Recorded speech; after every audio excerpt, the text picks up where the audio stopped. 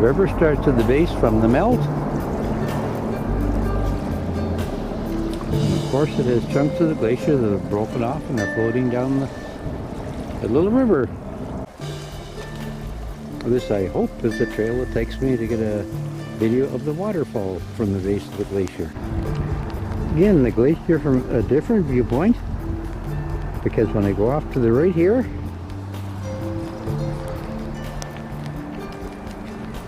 this I think is the Nugget Creek waterfall.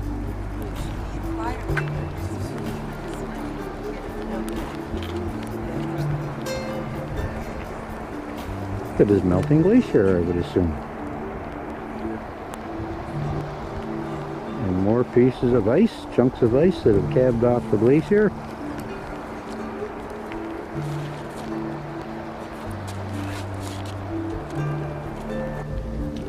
And from this vantage point, there's view back to the visitor center, which I'll be going to now. Talk about our Mendenhall glacier bears. So like I said before, we do have a lot of black bears that wander through. We are living in their habitat, not the other way around. And so we have learned to coexist with them. You can see how close this black bear is to our ranger and to a large group of people. So these black bears will literally walk right through and use the trails.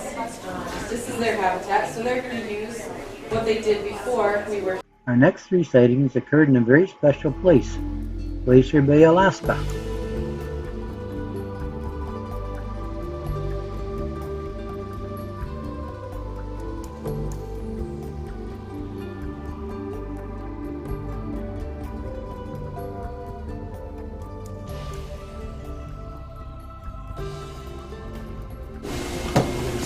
Some National Park Rangers have joined our ship. Access to the bay is strictly controlled by the Rangers. They permit a maximum of 2 cruise ships, and all private vessels have to report to the ranger station. Okay, so we have a really interesting commute in Glacier Bay. It's very unique to the National Park Service, and that is that we take a small pilot boat from a place called Bartlett Cove just at the mouth of the bay. And we ride out about 20 minutes. You get to see the seals and the sea lions and that kind of thing. And then your ship kind of turns a little bit and we make a call, decide which side of the ship that we're going to enter on. And then our little boat this morning cruised around your stern, bumped up alongside of you in what's called a controlled collision. So there are bumpers alongside of it. You all throw down a rope ladder and then we climb on board. Now, my role today as your ranger on board is to be commentary. So what I will do is I will be on the bridge with the captain and I'm going to be giving an intermittent commentary, meaning that I will describe our route in the bay, a little bit of the history, some of the natural features, and that will start around 8:15 this morning. Glacier Bay is actually a long, narrow bay, almost close to what you call a fjord.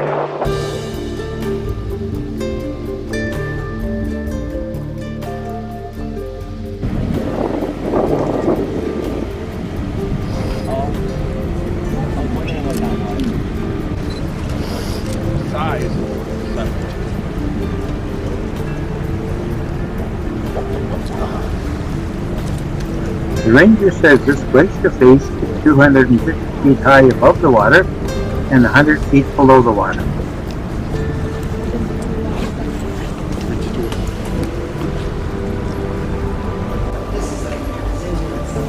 Whenever you come near a glacier, you see the waterfalls all over the place.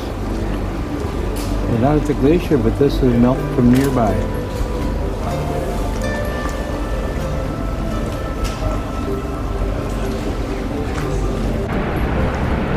I would guess we're about 1/5 of a mile away from the rock face and the waterfall, and just over the sound of the boat's engines you can actually hear the sound from this waterfall, which looks so tiny from a distance.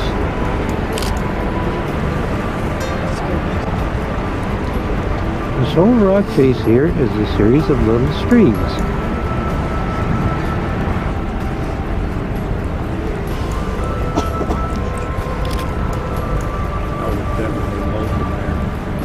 Pouring off the glacier. And this is the John Hopkins Glacier just coming into view here.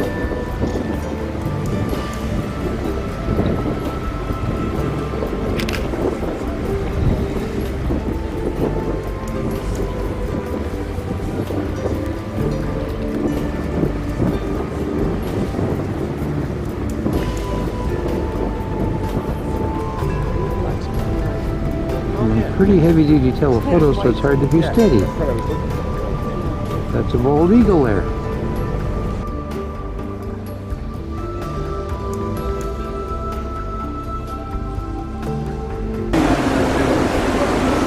Later in the afternoon on the way out of Glacier Bay.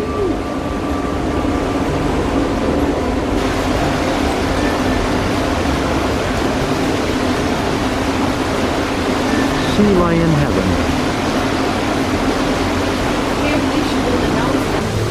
Here comes a tender to take the rangers off.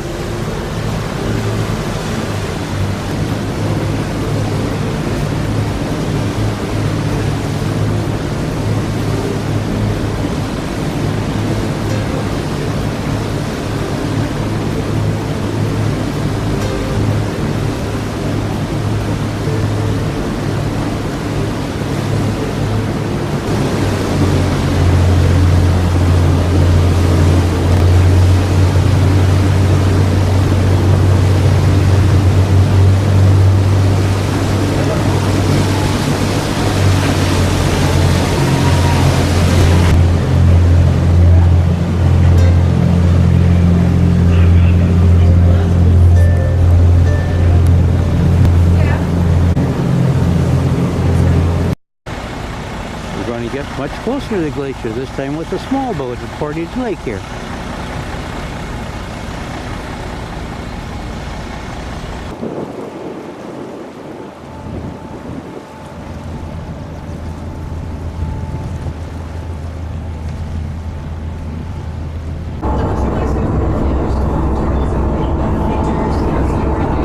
I've been out here about 20 years. The captain, by the way, he's been out here 22 years, Captain Tom Callahan, that is.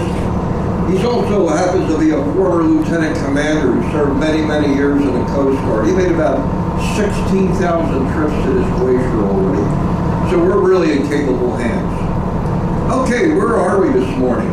Well, we know we're at Portage Lake, and we're going to go out and see the glacier. This is Portage Valley, by the way. Portage Valley is about 3 miles wide, about 8 miles long, about 3 miles, and it's about 1 mile across on the average. The water temperature today is about 34 degrees. The lake just broke up about a week and a half ago. Speaking of the valley, Portage Valley, we're in the heart of the Chugach National Forest. The Chugach National Forest is the second largest national forest in North America. It comprises about 5.5 million acres. It's the home of 10,000 glaciers. A glacier has to be at least 40 acres in size before it's turned a glacier. Hey, off to our left, we're starting to see, I think the majority of us can recognize what that is. That's an avalanche chute. You know, there's not many trees or shrubbery growing in that area. Nobody builds a cabin near areas like this. This is an avalanche We're going to be there long. Avalanches have been clocked up to 190 miles as they move downhill.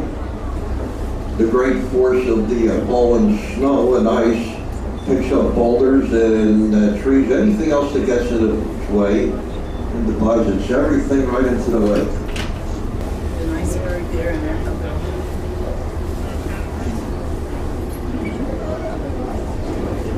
All the water that you see flowing downhill up the sides is the melting snow, the water from those snowpacks that are melting in higher elevations, coupled with the rainwater. It's just kind of misty this morning. That flows 24 hours a day. It's all fresh water. Portage Glacier is basically a small glacier when you consider some of the other glaciers in the area. But what makes this glacier unique is that it flows down into a freshwater lake. And oh, by the way, this lake was not here back in 1910. No lake. That's because the glacier filled in the entire terrain here, from mountainside to mountainside, all the way down to the visitor center and beyond. We get anywhere between 100 to 150 feet of snow each and every year. And what happens is, 90% of that snow will melt, which means about 10 to 15 feet of snow each and every year.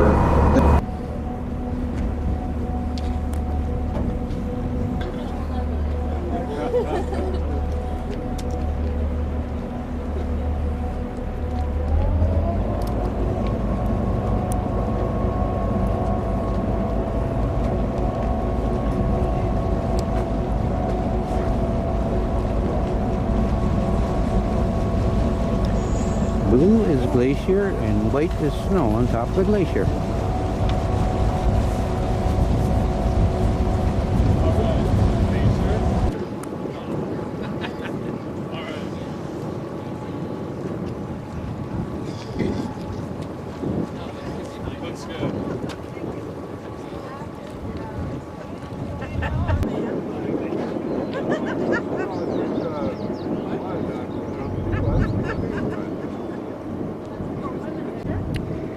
The captain says calving is hit and miss. So we do have some bits of ice in the water here.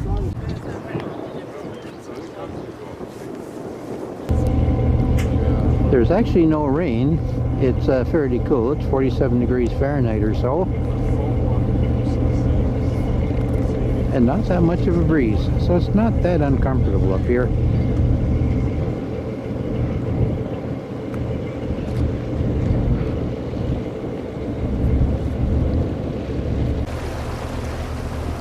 The white patch of snow goes down to the lake.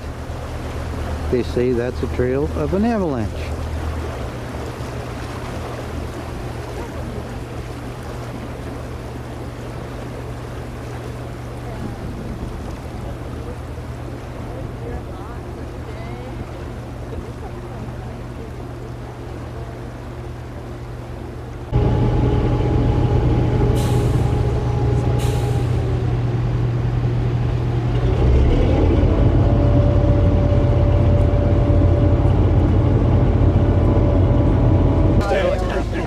And because it's 47 degrees, the edge of the glacier is actually melting a bit. We make, in a year's time, a season's time, 4 months, about 630 of these trips. This one you're on now is the 90th one of our season. I myself have been up here about 16,000 times. However, last night, on our last trip of the day, our 4:30 trip, we had kind of an adventure, so I thought I'd tell you about it. We left as per usual, came up here by that beachy area there, and there was a fellow standing on the beach making an, he actually impressed me because he made an internationally recognized distress signal. Instead of just waving at us, it's like this. That's a distress signal. Raising your hands up and down. Then he pointed with both hands over this way. So I knew something was up. I kind of knew what it was. We regularly have to pull kayakers out of the water here. So I headed over this way from there straight over here. And out about in the middle of the lake, yes, there's a kayak floating there with nobody in it. So I went over there first. Then it turned out to be a gear bag out of the kayak. So I'm looking around in the water. People, so are my passengers. I had 18 people on here. One of them spotted 2 people standing right there, right where I'm pointing on this rock here. I'm going to read their statement to you. They wrote this statement for me last night. He writes, it was a man and a woman. Slight girl too, a slight woman. It turned out she was pregnant, we found out when we got back, so there's actually 3 people there. Here he writes, at about 4:30 we were paddling along the glacier and took a break and climbed on a rock right there. We pulled the kayaks out of the water and noticed an increase in the cracking in the glacier. About 45 seconds later, a massive calving occurred and fell into the water, creating a huge wave. It was right here that this ice face gave way. We crawled behind a cleft in the rock as quickly as we could. The wave swept by us and took our kayaks with it. We considered diving into get the kayaks, but weren't sure if we could survive the night after getting that cold with no wood anywhere nearby. We were relieved, to say the least, to see the ptarmigan sailing our way. Thank you so much, you saved our lives. So yeah, they were in a real pickle there. I mean, you can't get off of that. So what we did was, I put the bow, that's real deep there. It's like going up against a building. I put the bow, we have a rubber bumper going around the bow, up against the rock. We have a door up in front here. The boys boosted the girl up, then he came up, so we got them on board. And then, being the nice guys we are, we went out and picked up the gear bag, a paddle, and both kayaks, and took them back home. But that was just last night.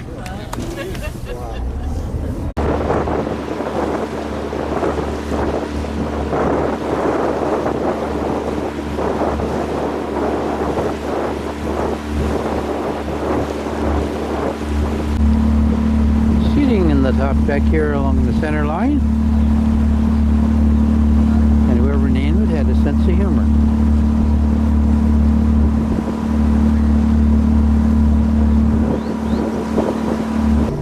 Again, thanks for coming out. May the remainder of your stay be a pleasant one. On behalf of the captain and the crew, thanks again for coming out.